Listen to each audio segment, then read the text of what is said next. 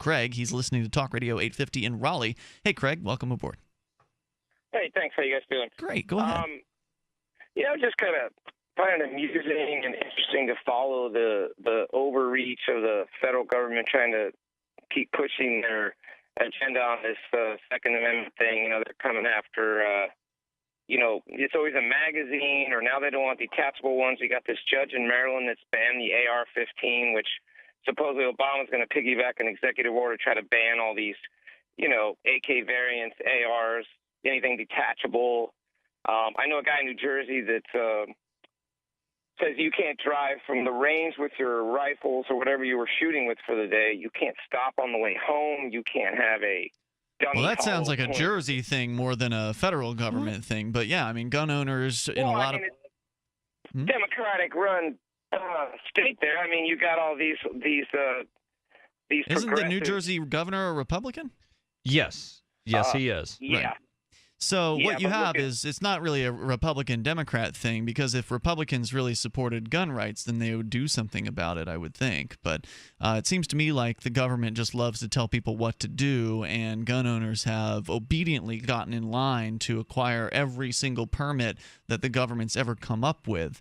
So, once governments create one rule and people obey it, you shouldn't be surprised when they create 10,000 more rules and demand that you obey that as well. Yeah, and I actually went to see Jim Jeffries, the comedian, last night, and he made a good point about this. Like, if you want to keep your guns, just don't tell anyone that you have them.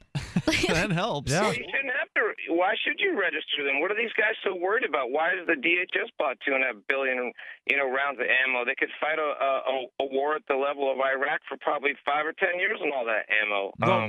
You've got his executive orders. There's how many has this guy written? And a couple of them are pretty scary if you look at them, and you wonder why is the police department's getting weaponized. They got APCs. These guys are running around fully tacked out. It's interesting. Not to defend the DHS, but I sort of know how these things operate, and they have budgets for certain things.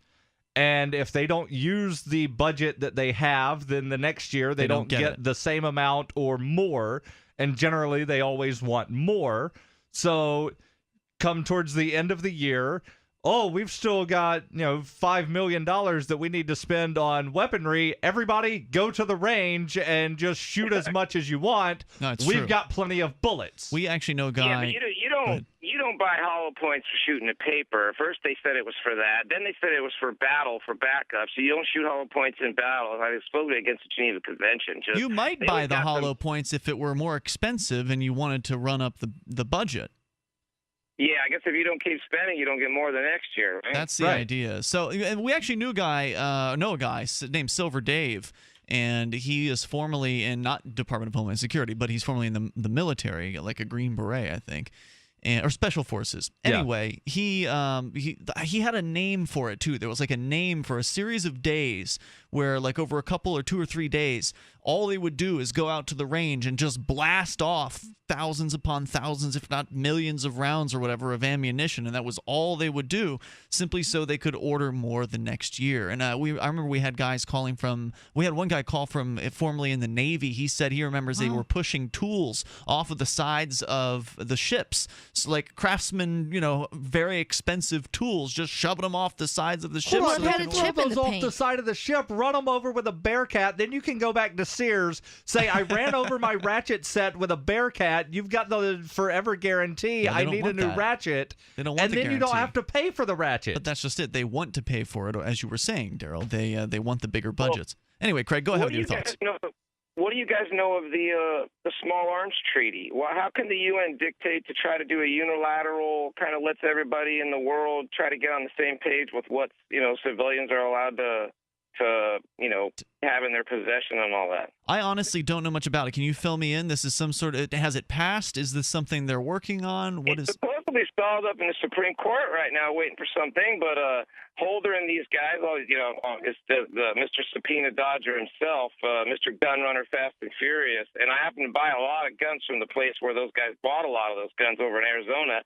And it was pretty funny that after that Fast and Furious thing, they bought probably over 1,000 rifles from J&G Sales. And my head sales guy over that I deal with said, hey, if I sell you more than one magazine, I'm going to have to turn in all your information to the ATF. And I just quit buying from them. And I'm a federal background clearance for my job. I have a concealed carry permit. I'm not doing anything wrong, but am I going to let them turn me into these guys and get on some sort of list or whatever? I mean, I think it's it's unconstitutional. They got some bill right now, SB 35 something or 53. I get it all backwards. The government's trying to make it to where you got to have a requisition and to purchase ammunition. I don't know if that's in New Jersey or California or one of those states. A requisition? What is that? Like a permission slip? You got to get a permit to buy ammunition. That's what they're trying to cram through right now.